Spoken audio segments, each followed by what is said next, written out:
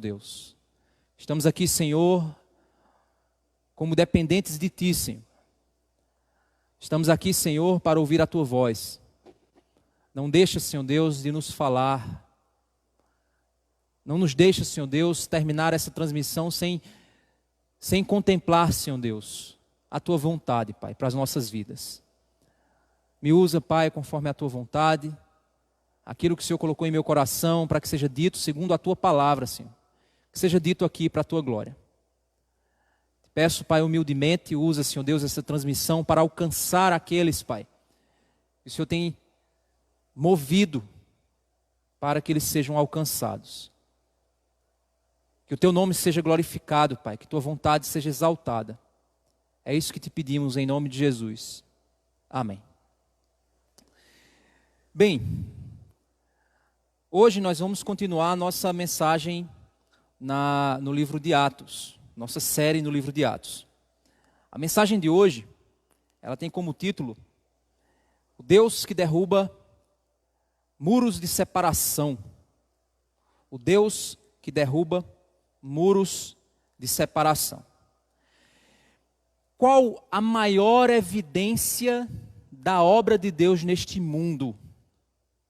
De que forma você pode evidenciar de modo visível a maneira como Deus tem trabalhado, tem operado neste mundo? O que deveria caracterizar um cristão? Qual pensamento, qual comportamento, qual atitude deveria caracterizar um cristão de verdade? O que o cristianismo, em sua filosofia principal, em seu pensamento principal, ele apresenta na prática de sua vivência? Você já fez essas perguntas? Você já tentou refletir? Você, quando se diz cristão, você já tentou entender o que significa ser cristão? De que maneira você deveria ser identificado como cristão? A nossa mensagem hoje ela não vai chegar nesse ponto, mas logo após esse trecho que nós vamos estudar aqui hoje, é onde os discípulos de Cristo são, pela primeira vez, conhecidos como cristãos.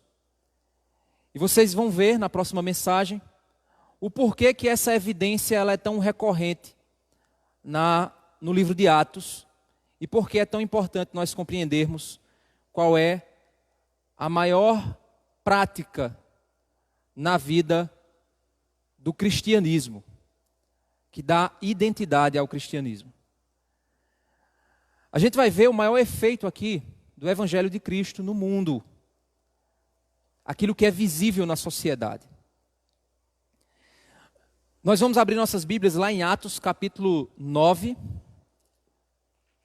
Hoje a gente vai ver uma porção relativamente grande do texto bíblico. Atos capítulo 9, a partir do verso 32.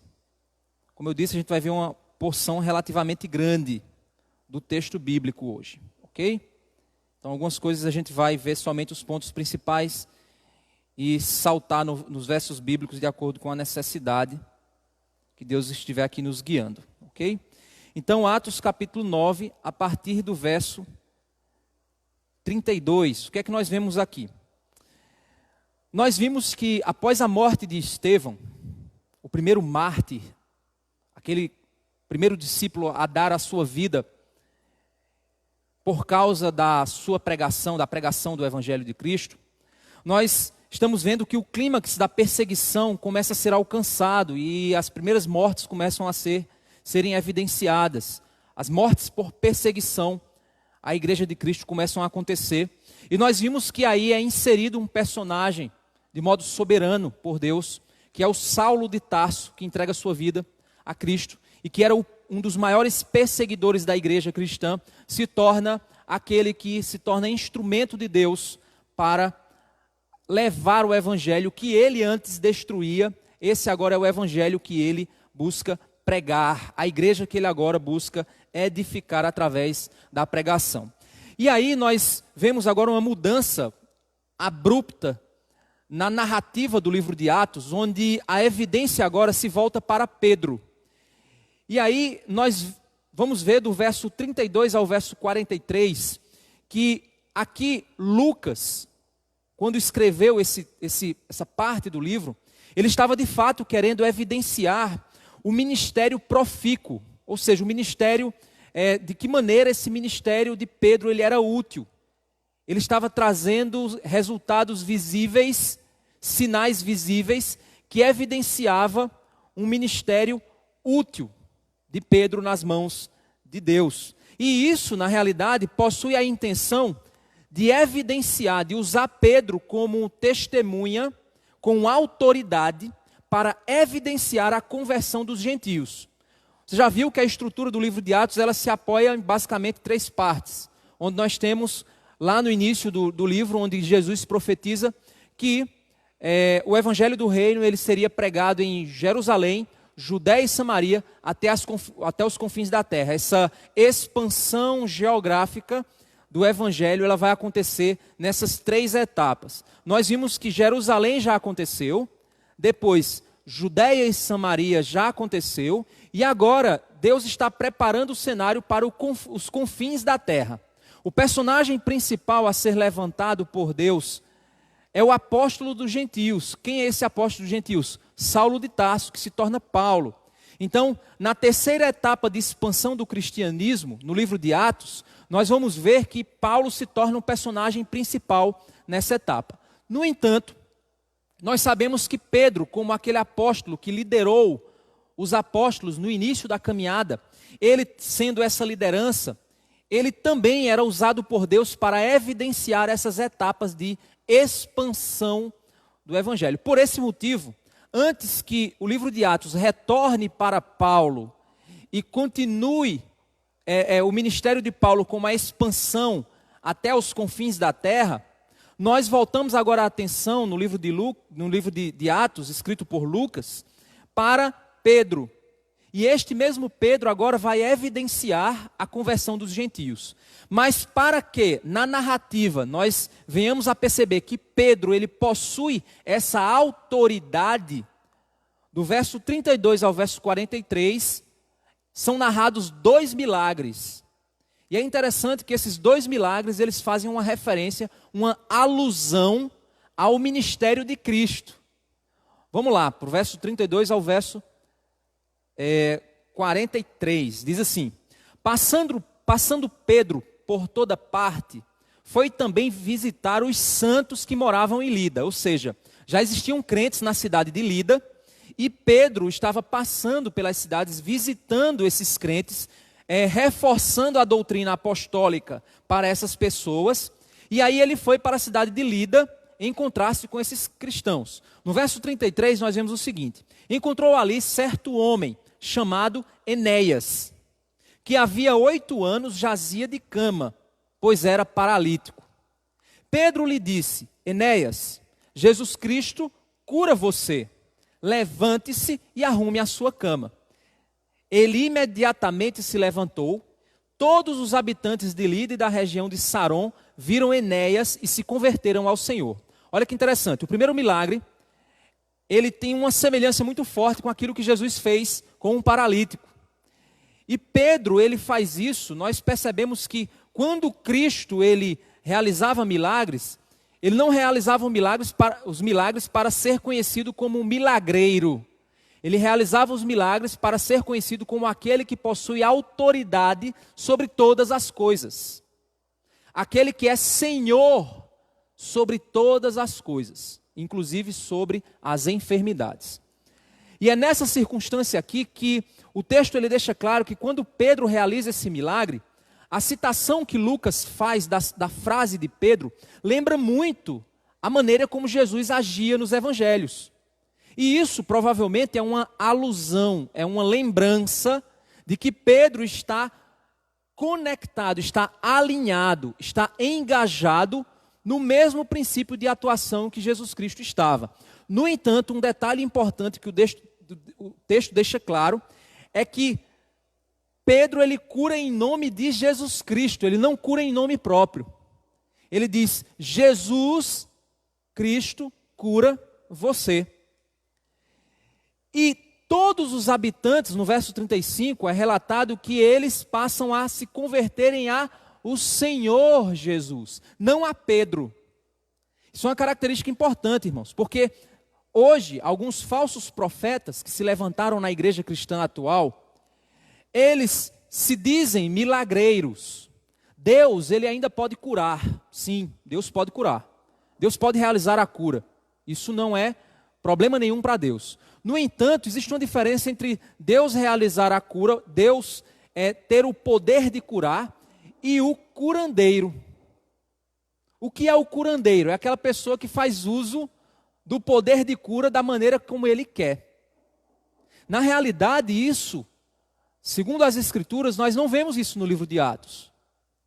Até mesmo um pouco mais à frente, o apóstolo Paulo, ele, numa das suas cartas, ele disse que deixou um determinado amigo, irmão, discípulo, doente, num determinado momento do seu ministério. Ou seja, como é que alguém que tinha o poder da cura, segundo a sua própria vontade, ele poderia sair de um local e deixar alguém ali doente? Por que ele não realizou a cura? Porque a cura não vinha do indivíduo. O poder da cura vem do Senhor e da vontade do Senhor. E o texto deixa claro que Pedro está aqui conectado, alinhado à vontade do Senhor. E desta forma ele realiza um milagre que lembra a pessoa de Cristo. E leva aquelas pessoas não a adorarem a Pedro, mas leva aquelas pessoas a se entregarem ao Senhor Jesus. Agora nós vemos do verso 36 ao verso 43 o mesmo mecanismo, onde ele diz: em Jope havia uma discípula chamada Tabita, nome este que traduzido é Dorcas. Ela era notável pelas boas obras e esmolas que fazia. Aconteceu que naqueles dias ela adoeceu e veio a morrer. Depois de a lavarem, puseram o corpo num quarto do andar superior.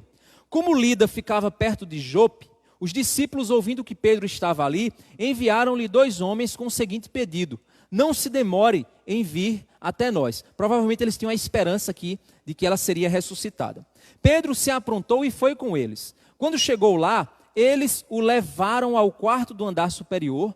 Todas as viúvas o cercaram, chorando e mostrando túnicas e vestidos que Dorcas tinha feito enquanto estava com elas. Mas Pedro mandou que todos saíssem. Ajoelhou-se, olha só, a submissão de Pedro ao Senhor, e orou. Depois, voltando-se para o corpo, disse: Tabita, levante-se. Ela abriu os olhos e, vendo Pedro, sentou-se. Ele, dando-lhe a mão, ajudou-a a ficar em pé. E chamando os santos, especialmente as viúvas, apresentou-a viva. Isto se tornou conhecido em toda a cidade de Jope. E muitos creram no Senhor. Isso é muito importante que fique claro. Verso 43, Pedro ficou em Jope muitos dias, na casa de um curtidor, ou seja, alguém que trabalhava com couro, curtia couro, chamado Simão. Olha que interessante, 2 milagres. Um milagre da cura de um paralítico e um milagre de ressurreição de mortos. Todos os 2 milagres feitos em nome do Senhor. Ambos os milagres produziram fé em Jesus Cristo, não fé em Pedro. Isso é importante ficar claro. Então aqui é exatamente o momento em que Deus, dentro da narrativa de Atos, faz com que Lucas use essas 2 histórias para mostrar, para evidenciar que Pedro era aquela pessoa que tinha a autoridade dada por Deus para determinar se algo era de Deus ou não. Era isso que os apóstolos faziam com os sinais e milagres que eles realizavam. É aqui onde a gente percebe que no capítulo 10, do verso 1 ao 48, é onde inicia-se o processo de conversão dos gentios.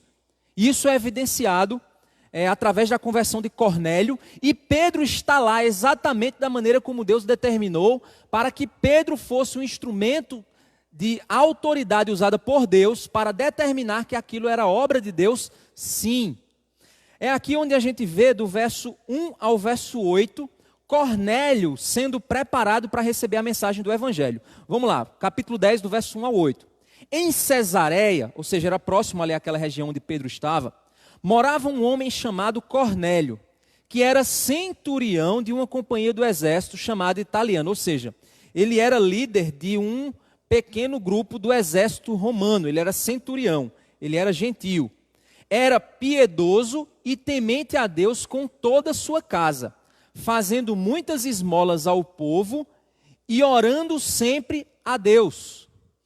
Interessante que Cornélio ele não é um judeu prosélito. O que é que significa um judeu prosélito? É aquele judeu que se converte ao judaísmo. Ele não era. A gente vai ver isso um pouquinho mais à frente, que fica muito claro que ele não era. Por quê? Porque lá no capítulo 10, verso 45, fica evidente que o pessoal se impressiona com a conversão dele. Então ele não era um judeu prosélito. Ele era, na realidade, um gentio. No entanto, ele era um gentio que tinha respeito pelo Deus de Israel, respeito pelos valores do Deus de Israel. Aqui é dito que era um homem piedoso, ou seja, era um homem que servia ao Deus de Israel com todo o seu coração, com todo o seu entendimento. No entanto, ainda faltava algo para esse homem. É nisso que Deus levanta Pedro para levar a esse homem o que faltava para ele. No verso 3 diz que um dia, por volta das 3 horas da tarde, durante uma visão, esse homem viu claramente um anjo de Deus que se aproximou dele e lhe disse: Cornélio. Este, fixando nele os olhos e possuído de temor, perguntou: o que é, Senhor? E o anjo disse: as suas orações e as suas esmolas subiram para a memória diante de Deus. Interessante que a maneira como Lucas escreve a fala do anjo para Cornélio dá a entender, é como se ele estivesse fazendo um eco, uma alusão, uma referência às ofertas que eram oferecidas a Deus no templo. Aquelas ofertas de adoração a Deus. Não estou dizendo aqui que Deus ele quer ser adorado do jeito que o homem determina. Não é isso. Deus é quem determina a maneira como ele quer ser adorado. A adoração ela deve ser determinada por Deus, não por nós, não pelos homens. A gente vê isso muito claro na maneira como Deus determina os detalhes do templo, os detalhes da lei, todos os outros detalhes determinados por Deus na adoração são muito específicos. Mas aqui nós percebemos que esse homem, mesmo sem um entendimento religioso, da religião judaica, dos preceitos judaicos, ou até mesmo sem nem ser circuncidado, existia nele um coração piedoso, um desejo de fazer aquilo que era correto, de fazer aquilo que era certo. É óbvio que esse desejo foi posto no coração desse homem pelo próprio Deus. O próprio Deus já havia despertado nesse homem o desejo de conhecê-lo, o desejo de se entregar ao Senhor. E aqui esse homem, ele vivia uma fé sem entendimento ainda da verdade do Evangelho. Até que ponto vão esses limites, a gente não vê claramente aqui no texto. O fato é que esse homem ele era um homem de um comportamento piedoso, um homem que desejava servir ao Deus verdadeiro, mesmo que ele fazia isso sem entendimento. Ele poderia ser condenado? Sim, ele ainda não tinha recebido a Cristo como Salvador. Não são obras que salvam o homem. Você pode ser a pessoa mais bondosa do mundo, você pode ser a pessoa mais honesta do mundo, você pode até lutar para seguir todos os mandamentos da lei de Deus. Você nunca será salvo pelo mérito das suas próprias obras. Não é assim que a salvação acontece. É necessário que Cristo seja apresentado. É necessário que seja crido no poder da graça e do Evangelho de Cristo. É necessário que a mensagem do Evangelho chegue até você para que você possa render-se a essa mensagem. Cornélio não era crente. Cornélio era um homem amigo do Deus de Israel, amigo da forma como aquele Deus se apresentava, desejoso de servir ao Deus verdadeiro, mas ele não tinha entendimento ainda da pessoa de Cristo. É aqui onde nós vemos em Cristo o princípio da nova aliança. A nova aliança agora, que vai circuncidar o coração dos homens, não a sua carne. E é aqui em Cornélio que se inicia esse processo. Porque todos os anteriores, eles eram judeus, circuncidados, entregues à religião judaica, tementes ao Deus judaico, e o que eles faziam era apenas compreender que Cristo era o Messias prometido e aceitar a promessa de Cristo sendo o Messias. Eles acrescentavam à fé judaica a revelação plena do Cordeiro de Deus. No entanto, aqui nós vemos um homem de uma cultura distinta que entendia que o Deus de Israel era o Deus verdadeiro e que buscava fazer aquilo que era correto, tendo na sua consciência a lei de Deus, apontando para ele o caminho. Mas ele ainda não era salvo, porque as obras não salvam. No entanto, Deus providenciou para ele o caminho que iria conduzi-lo àquilo que era correto. E aqui diz que quando Deus diz que viu as orações e as esmolas que subiram diante de Deus, como uma oferta, como um aroma. A imagem é essa, é uma oferta, é um aroma suave subindo às narinas do Senhor. No verso 5, agora envie mensageiros a Jope e mande chamar Simão, que também é chamado de Pedro. Ele está hospedado com Simão Curtidor, cuja residência está situada à beira-mar. Logo que o anjo lhe falava, se retirou. Cornélio chamou 2 dos seus servos e um soldado piedoso, também homens piedosos, dos que estavam a seu serviço, e depois de lhes explicar tudo, mandou que fossem a Jope. Então Cornélio está sendo preparado para receber a mensagem do Evangelho.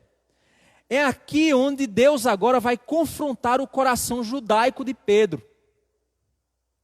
É agora que aquelas opiniões culturais, aqueles preconceitos do coração judaico de Pedro, começam a ser quebrados pelo Senhor, porque Deus está revelando o seu real plano através de Cristo.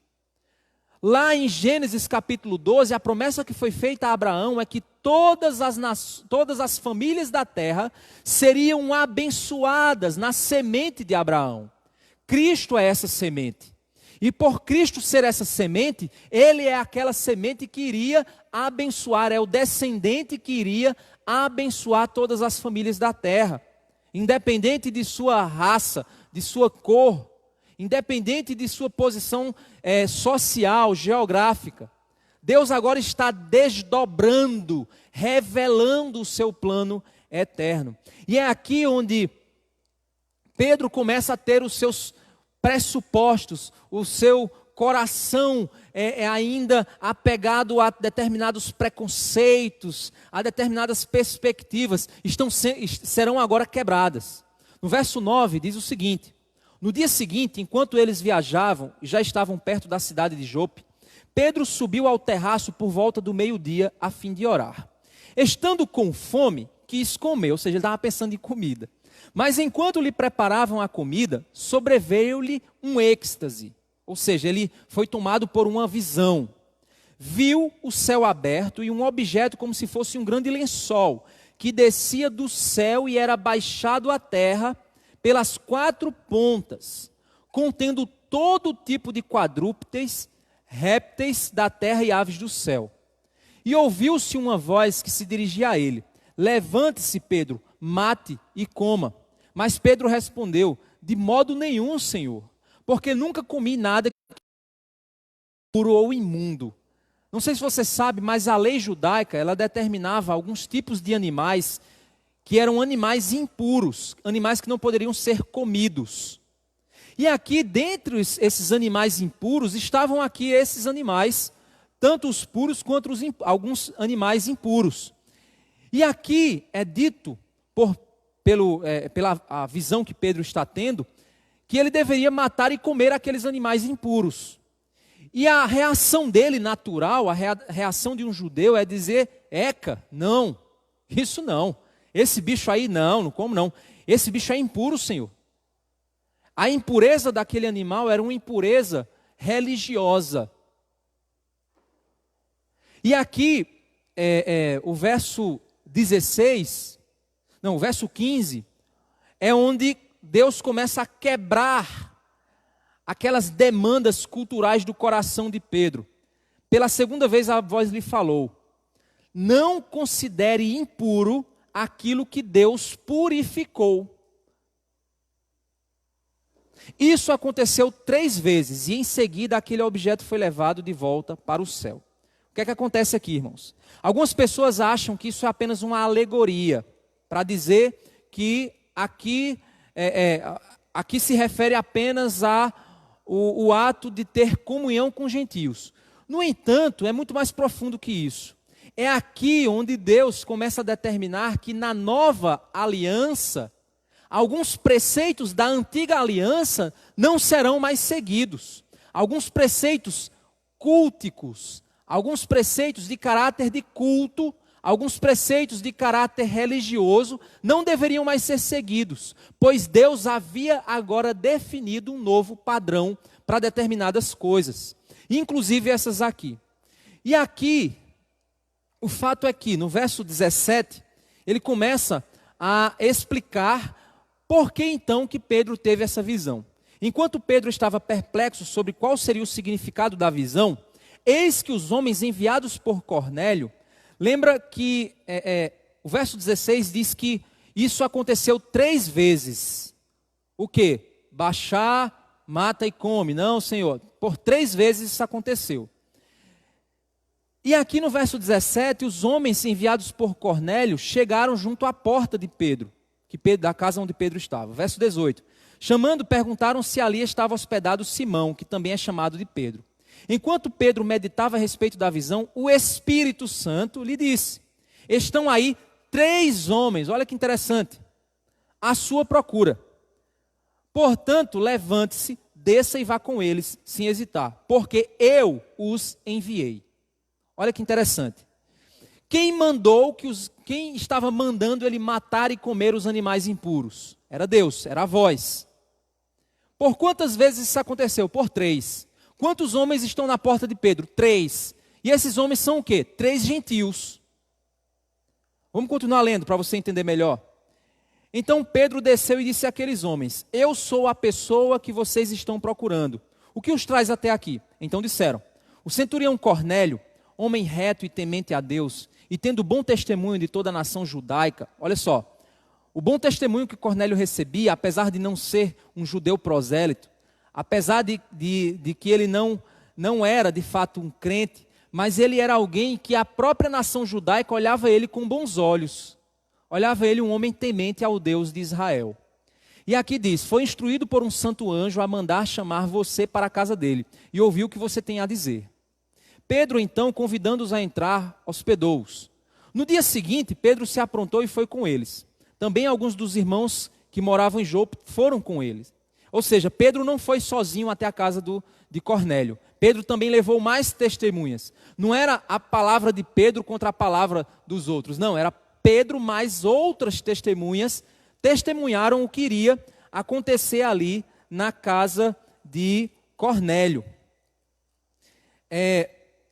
Vamos continuar aqui. Verso 24.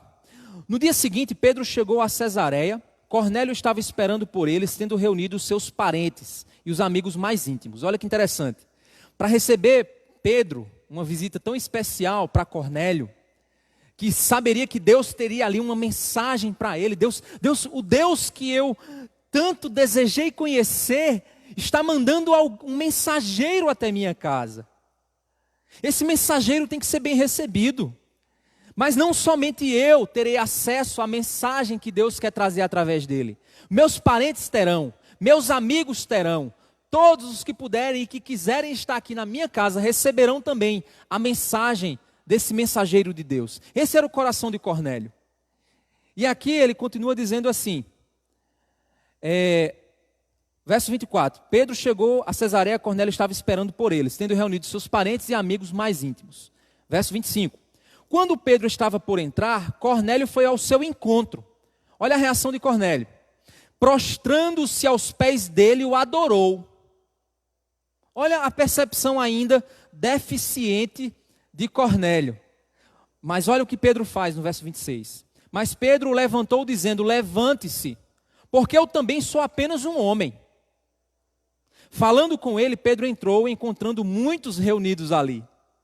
A quem se dirigiu dizendo, vocês bem sabem, olha só por que Deus então preparou o coração de Pedro, preparou o coração de Cornélio antes, depois preparou os preconceitos de Pedro, e agora Deus, o porquê então que Deus precisava fazer isso. Olha o verso 28, a quem se dirigiu dizendo: vocês bem sabem que um judeu está proibido de se juntar a um gentio, ou de entrar na casa dele. Olha só que interessante. Por quê? Porque o judeu considerava o gentio alguém impuro, alguém imundo, alguém que não poderia ter comunhão com a nação escolhida por Deus. Mas Deus me mostrou que não devo considerar ninguém impuro ou imundo. Por isso, uma vez chamado, vim sem vacilar. E agora pergunto: por que motivo vocês mandaram me chamar? E aí no verso 30, Cornélio, ele apresenta a visão que ele teve. E aí a gente já pula para o verso 33, ele apresenta a visão. Portanto, sem demora, mandei chamá-lo, e você fez muito bem em vir. Agora estamos todos aqui na presença de Deus, prontos para ouvir tudo o que o Senhor ordenou a você. Cornélio tinha compreensão de que o Deus verdadeiro havia dado a visão a ele. Cornélio tinha compreensão de que o homem de Deus que viria até lá era de fato enviado por Deus. Cornélio agora tinha a compreensão de que o que iria sair da boca de Pedro era a palavra de Deus. Verso 34. Então Pedro começou a falar. Ele disse: reconheço por verdade que Deus não trata as pessoas com parcialidade. Pelo contrário, qualquer nação, aquele que o teme e faz o que é justo, lhe é aceito. Esta é a palavra que Deus enviou aos filhos de Israel. E aí, um detalhe importante, gente. Aqui ele não está dizendo que o ímpio é aceitável a Deus, mas ele está dizendo que Deus não faz acepção de pessoas para receber os homens como seus filhos. Ele não faz acepção de pessoas, porque o sacrifício de Cristo purifica o homem de todo o pecado, tornando o homem aceitável a Deus, independente de qualquer posição, de qualquer nação. É nesse sentido que Pedro está falando aqui. Verso 36. Esta é a palavra que Deus enviou aos filhos de Israel, anunciando-lhes o evangelho da paz, por meio de Jesus Cristo, este o Senhor de todos. Vocês sabem o que aconteceu em toda a Judéia, tendo começado na Galiléia depois do batismo que João pregou. Como Deus ungiu a Jesus de Nazaré com o Espírito Santo e com poder. Jesus andou por toda parte fazendo bem e curando todos os oprimidos do diabo, porque Deus estava com ele. E nós somos testemunhas de tudo o que ele fez na terra dos judeus e em Jerusalém. Depois eles o mataram, pendurando-o no madeiro. Mas Deus o ressuscitou no terceiro dia e concedeu que fosse manifesto, não a todo o povo, mas às testemunhas que foram anteriormente escolhidas por Deus. Isto é, a nós que comemos e bebemos com ele. Depois que ressurgiu dentre os mortos, Jesus nos mandou pregar ao povo e testemunhar que ele foi constituído por Deus como juiz dos vivos e dos mortos. Dele todos os profetas dão testemunho de que por meio do seu nome, todo o que nele crê recebe remissão dos pecados. O que foi que Pedro fez aqui? Pedro resumiu o plano de salvação. Pedro pegou Cornélio e colocou Cornélio a par do que Deus estava fazendo no mundo. O que Deus estava fazendo na história. Deus, ele tomou o espaço na história e estava realizando uma grande, imensa, gigantesca obra redentora, trazendo toda a criação para os pés de Cristo, para que ele se torne Senhor de todas as coisas, das coisas que se rebelaram contra ele, daqueles que se rebelaram contra ele, lá no jardim do Éden. Adão caiu, o novo Adão agora viria para tornar novas criaturas todos aqueles que crescem no nome dele. Deus está rodando o seu plano eterno. E o que Pedro fez foi apresentar a Cornélio que esse plano está acontecendo. Olha, existe um grande, imenso, gigantesco plano acontecendo. Deus escolheu a nação de Israel para, a partir dos seus profetas, a partir dessa nação, trazer as leis, profetizar a vinda do Messias, do Redentor, enviou o seu Filho ao mundo, entrando na história, se tornando aquele que morreu, que fez o que era correto e morreu pelos pecados, cumpridor da lei, e que ressuscitou dentre os mortos e constituiu testemunhas que iriam testemunhar a respeito de ele ser o Redentor de todas as coisas. Então, irmãos, o que é a pregação? O que é a evangelização? O que é a pregação do Evangelho? É falar a respeito do grandioso plano que Deus está realizando no mundo. O que Deus está fazendo agora, meus irmãos? Nós somos a igreja de Cristo. Nós somos servos do Senhor. Deus está desenvolvendo o seu grandioso plano. Ele trouxe os apóstolos, ele preparou os apóstolos para que eles fossem testemunhas em Jerusalém, Judéia e Samaria e até os confins da terra. Nós somos os confins da terra. Nós somos aqueles que foram abençoados pelo ministério de Pedro, pelo ministério de Paulo, o apóstolo dos gentios.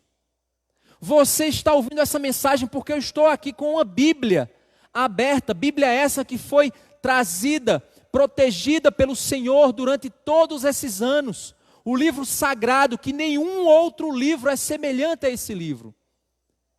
Nenhum outro documento histórico possui tanta veracidade dos fatos, da arqueologia, da ciência, como este livro aqui.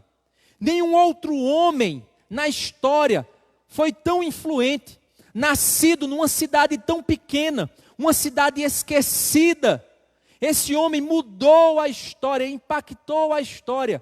Irmãos, pense uma coisa, como é que 12 homens, na sua maioria iletrados, conseguiram causar um rebuliço no mundo, viraram de cabeça para baixo a história do mundo.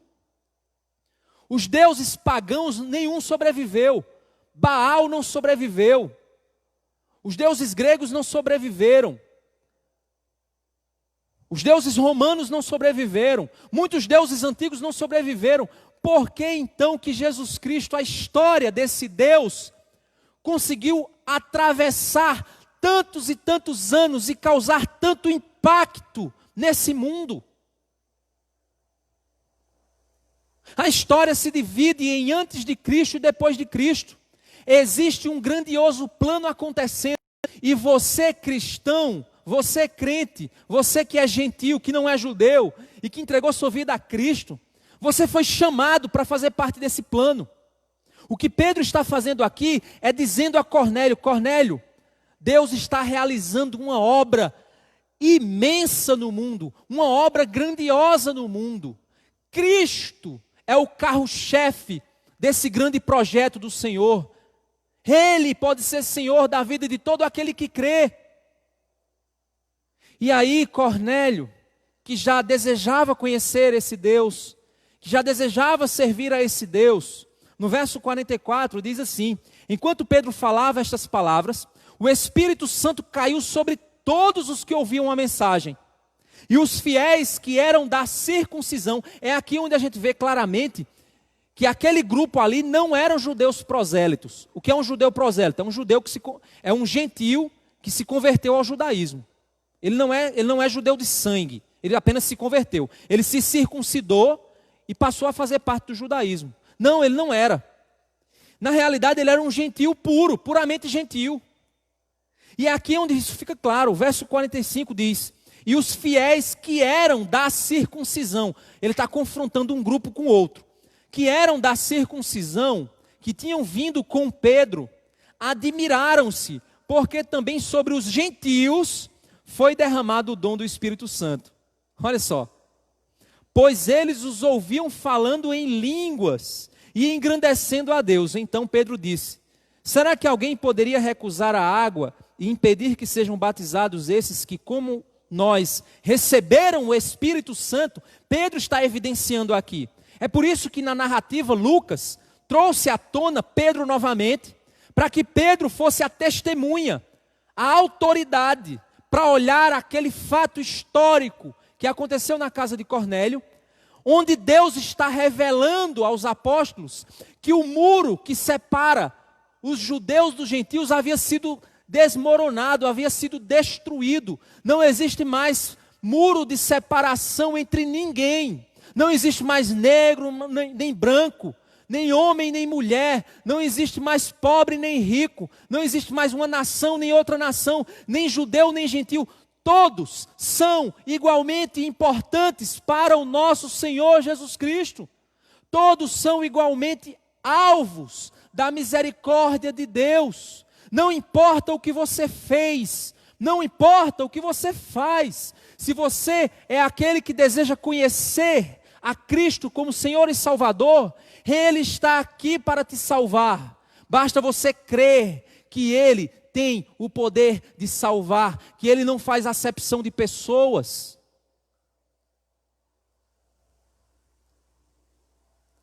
Pedro aqui, ele faz esse batismo.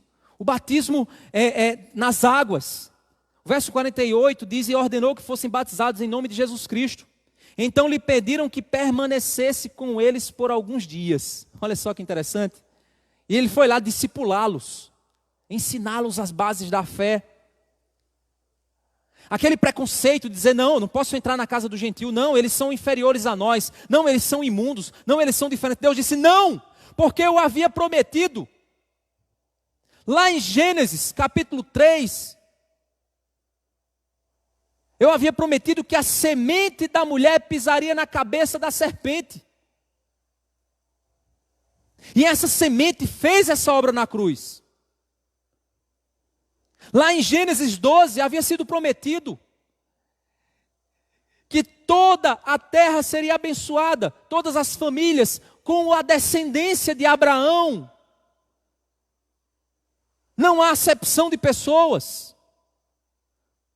Não há separação de pessoas. O que divide os homens é o pecado. O que separa os homens é o pecado. Nós vimos recentemente uma coisa terrível, um ato criminoso.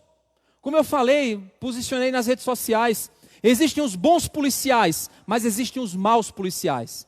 Existem pessoas brancas, boas pessoas, mas existem pessoas brancas ruins, perversas. Existem negros que são bons, mas também existem negros que são perversos. Qual a diferença entre um e outro? A maneira como ele enxerga o próximo. A maneira como ele valoriza a vida do outro. Respeita a imagem e semelhança de Deus existente na vida do outro. É isso que diferencia. Quando o ser humano ele acha que a vida não possui valor nenhum, ele mata, ele rouba, ele estupra, ele violenta, ele assassina, ele faz tudo que é terrível com o outro, quando ele acha que o outro é inferior a ele. Ele age com preconceito, ele age com racismo, ele age com intolerância, porque ele acha que o outro é menor, inferior a ele. O cristão não pode pensar dessa forma. Todo mundo deve ser respeitado como imagem e semelhança do Senhor. Tem crente que repete a seguinte frase: bandido bom é bandido morto. Eu vou ter muito cuidado nisso que eu vou dizer. Não estou dizendo que a justiça não deve ser feita dentro dos padrões legais, corretos. Porque se não existir justiça para regular as relações entre nós viraremos animais. Porque os animais na floresta vence quem é o mais forte. Não é isso que Darwin diz? Que a sobrevivência é do mais forte?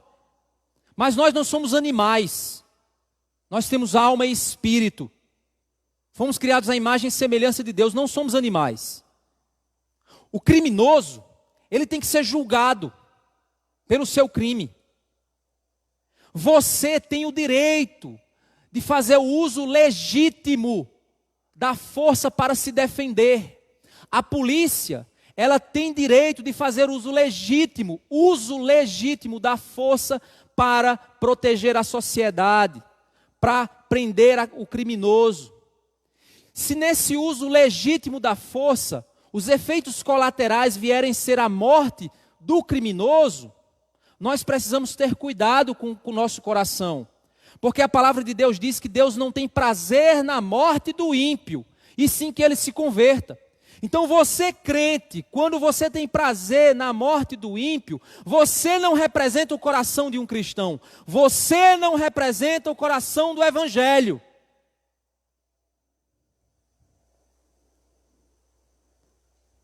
Se por acaso, em uma abordagem com o uso legítimo da força, ocorreu a morte de alguém, ali era o uso da espada da justiça. Romanos 13. É o uso legítimo. Não é violência. O que é violência? Violência é você exercer o uso ilegítimo. Pastor, mas como é isso? Aí, meu irmão, aí é outra pregação. Para a gente entrar nos dilemas filosóficos disso. O fato é que a ação daquele policial criminoso, porque aquele ali desonrou a farda dele. Aquele policial, ele desonrou a farda dele. São muitos os policiais honrados. Pais de família, homens que querem proteger a sociedade de verdade. Aquele homem, ele ultrapassou o limite do exercício da força. Sabe por quê? Porque no coração dele, ele considerava o outro inferior a ele.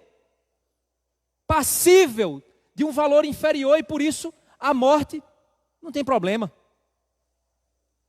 E depois nós vimos que aquele rapaz era um missionário, crente, um jovem, com sonhos, com planos, que havia levado muitos outros ao conhecimento de Cristo a partir do ministério dele, na comunidade que ele vivia. É isso que a nossa sociedade está vivendo. Então, você que acha legítimo os excessos em nome de uma paz, você está errado. E você que acha que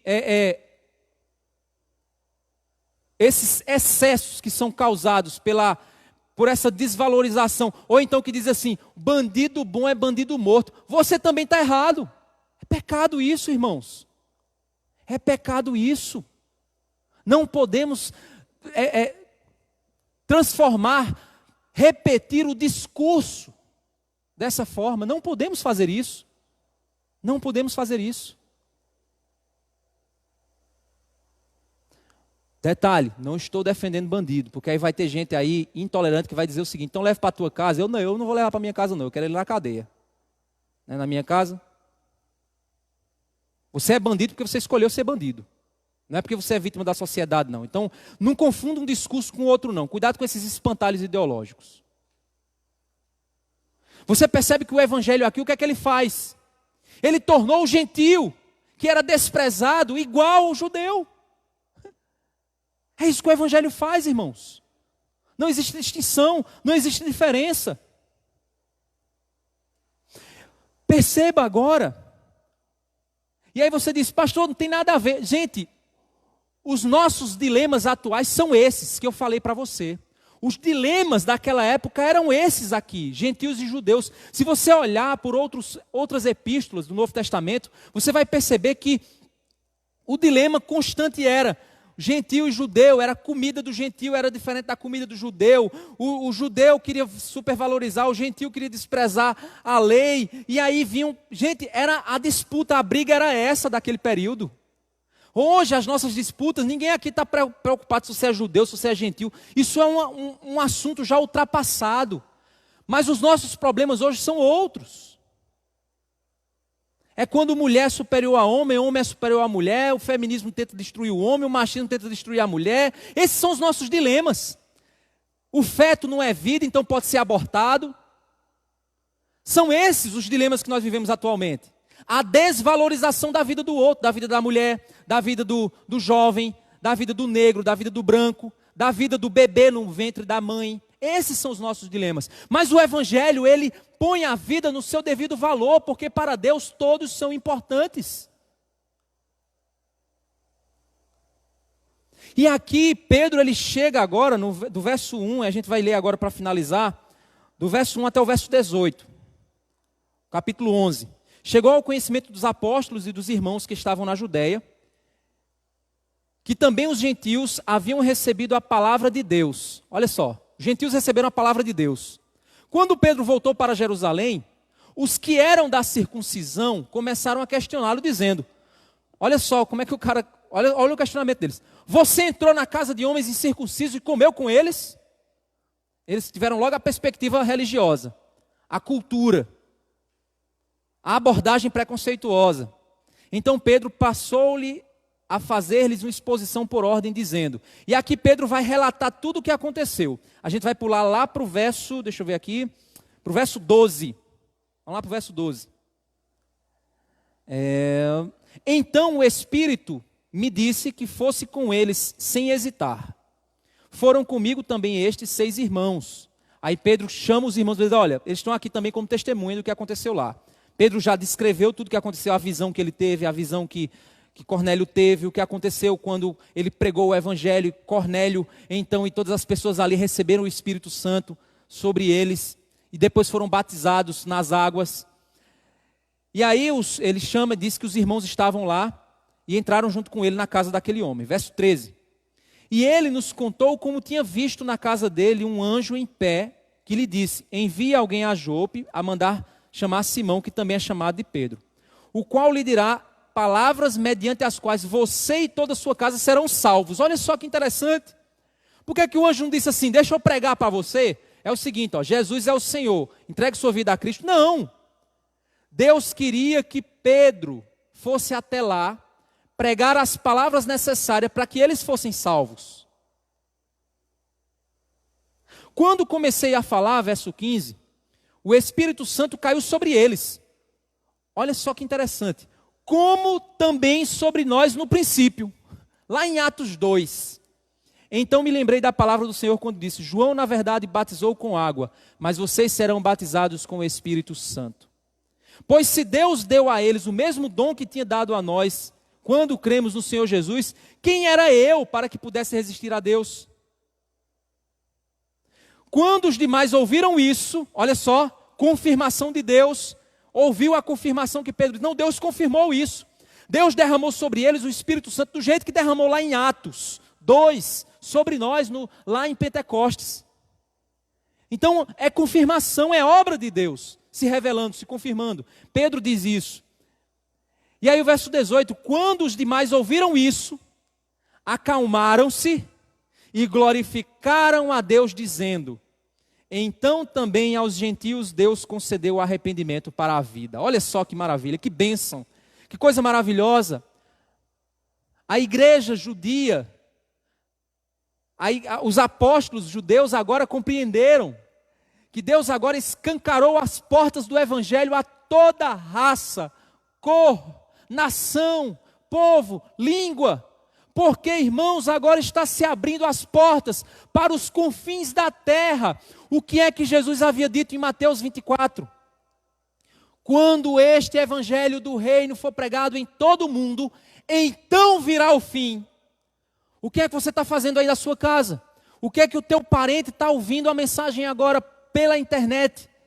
O evangelho está chegando na casa dele. O evangelho está chegando até os confins da terra.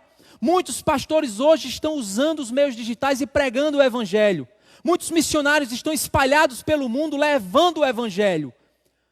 O evangelho do reino que se iniciou lá em Jerusalém está alcançando os confins da terra, porque Deus tem um plano. E esse plano está acontecendo e nada impede que esse plano aconteça. E nós precisamos glorificar a Deus por isso. E eu quero só um detalhe importante, irmãos. Só como uma forma de ensino. Eu vou abrir um parêntese aqui.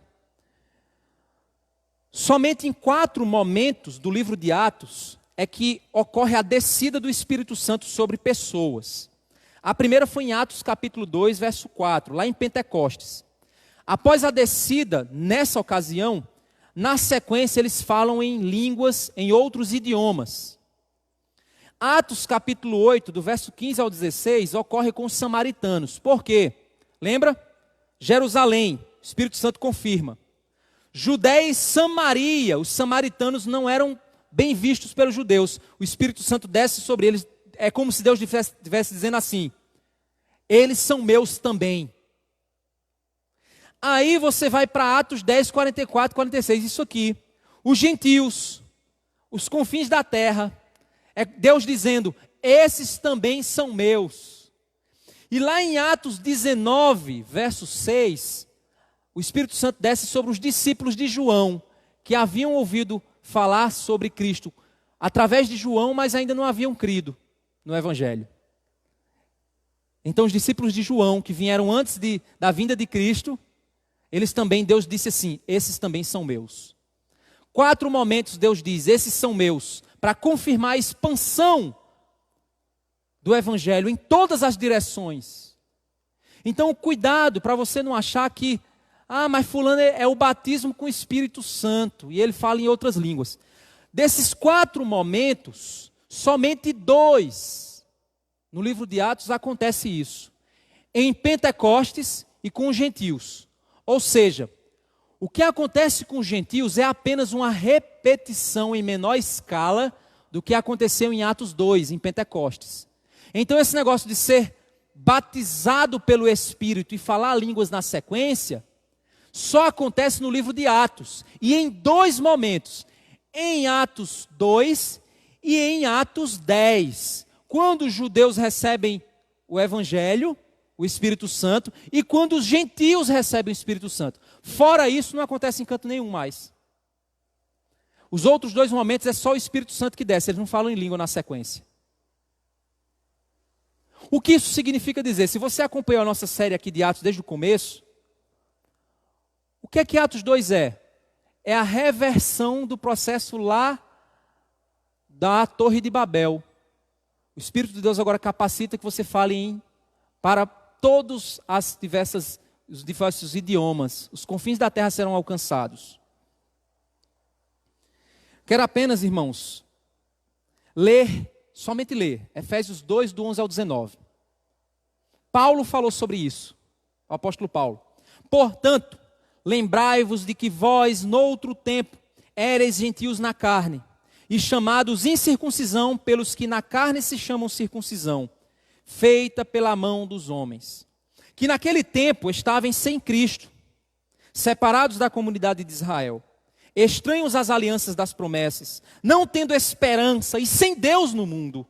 Mas agora em Cristo Jesus, vós que antes estavais longe, já pelo sangue de Cristo chegasseis perto, porque Ele é a nossa paz, o qual de ambos os povos fez um, derrubando a parede de separação que estava no meio. Na sua carne ele desfez a inimizade, isto é, a lei dos mandamentos, que consistia em ordenanças, para criar em si mesmo, dos 2, um novo homem, fazendo a paz, e pela cruz reconciliar ambos, gentios e judeus, com Deus, em um corpo, matando com ele as inimizades. E vindo ele, evangelizou a paz a vós que estavam longes e aos que estavam perto, porque por ele ambos temos acesso ao Pai em um mesmo Espírito, assim que já não sois estrangeiros, nem forasteiros, mas sois concidadãos dos santos e da família de Deus.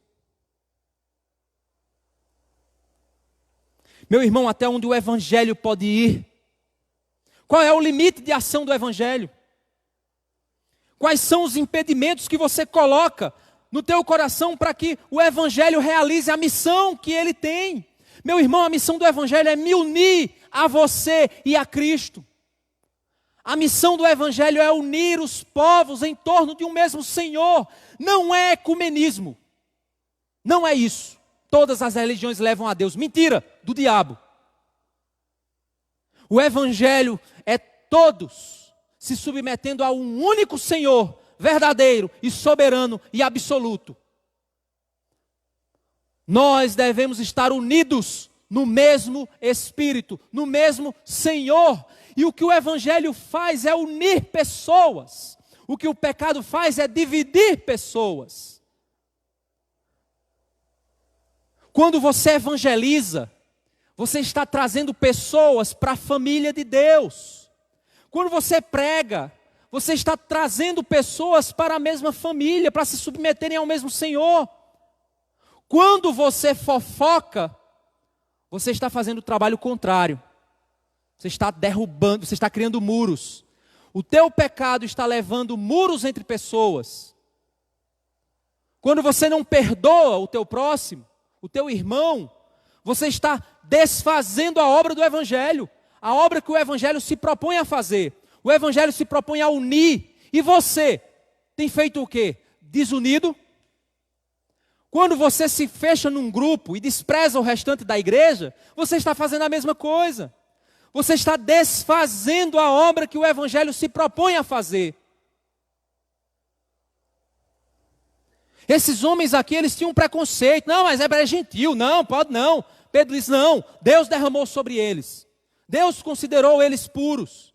Então, meu irmão, aquele irmão que você não gosta, porque o cara, você não gosta dele por alguma razão. Deus tornou ele puro. Aquela pessoa que você, sei lá, teve problema e não perdoou. Sabe por quê? Porque você se acha melhor do que aquela pessoa. Você se acha superior a essa pessoa. Você não põe o valor da vida que ela tem para você. Você faz o trabalho contrário ao Evangelho. Quais são as causas? Quais são os empecilhos que você põe? Causas culturais, ideológicas, políticas. Hoje a gente se divide por causa de política. Tem o grupo da esquerda e o grupo da direita. Aí tem gente que diz, quem é de direita não pode ser crente. Quem é de esquerda não pode ser crente. Deixa de ser besta, rapaz. Não é a ideologia política que salva, não. É Cristo que salva. Pastor, mas quem é de esquerda não pode dizer que é crente. Meu amigo, ele pode até estar equivocado em algumas percepções dele. Como o cara da direita também pode estar equivocado. O Evangelho não é submisso à ideologia política. O Evangelho, ele é supra. Ele é acima de tudo isso. É transcendente. Uma ideologia pode sim se alinhar com o Evangelho, mas ela nunca pode ser o Evangelho. É isso que muitas vezes os movimentos de esquerda fazem isso dentro da igreja evangélica. Alinham o Evangelho à política, de maneira que os pastores se tornam aqueles que lutam para trazer o reino de Deus para o mundo. Está errado. Idolatria do Estado. O Estado vai ser Deus, que vai resolver todo o problema da saúde, da educação, tudo o Estado resolve. O Estado é o grande Deus que vai resolver tudo, violência, tudo. Idolatria do Estado. Isso está principalmente no viés de ideologia progressista.